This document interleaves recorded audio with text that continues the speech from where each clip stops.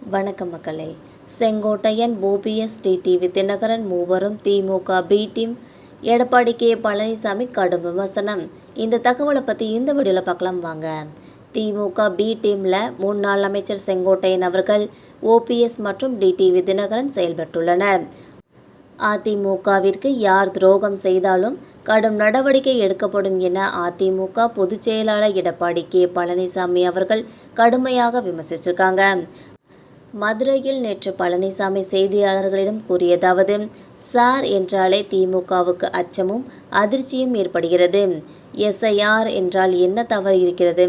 என்னுடைய எடப்பாடி தொகுதியில் கூட இறந்தவர்கள், வசிக்காதவர்கள் 8000 பேர் இருப்பதாக கணக்கெடுத்துள்ளோம்.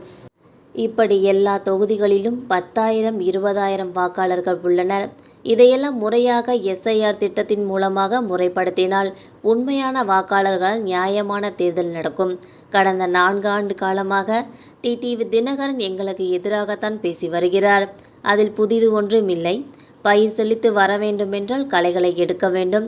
களைகள் எடுக்கப்பட்டு வருகிறது. அதிமுக மீண்டும் ஆட்சிக்கு வரும். 2 நாட்களுக்கு முன்பு ஓ பன்னீர்செல்வம் திமுக ஆட்சிக்கு வரும் என்று கூறினார். இவரா கட்சியை ஒருங்கிணைக்கக்கூடியவர்? உண்மையான அதிமுக தொண்டர்களின் மனதில் இருந்து இந்த வார்த்தை வராது.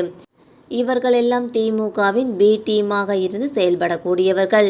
முன்னாள் அமைச்சர் செங்கோட்டையனை கட்சியிலிருந்து நீக்குவதில் எந்த தயக்கமும் இல்லை. அதிமுகவை பொறுத்தவரை யார் துரோகம் செய்தாலும் சரி, தலைமையின் கருத்தை முழுமையாக கடைபிடிக்காவிட்டால் உரிய நடவடிக்கை எடுக்கப்படும். அவர் மீது உரிய நடவடிக்கை எடுத்துக்கொண்டிருக்கிறோம். நான் தான் எதிரி, அதிமுக எதிரி இல்லை என்றால் அவர்கள் எப்படி கட்சியை ஒருங்கிணைப்பார்கள்? எத்தனை எடப்பர்கள், துரோகிகள் வந்தாலும் அதிமுகவை வீழ்த்த முடியாது. எங்கள் பக்கம்தான் உண்மையான அதிமுகவினர் உள்ளனர் என்றும், நடிகர் எம்ஜிஆர் காலத்தில் இருந்து அணி மாறாமல் இருந்தவர்கள் என்னுடன் உள்ளனர். மற்றவர்களை பற்றி பேசுவதே வீண் என்றும் கூறியுள்ளார்.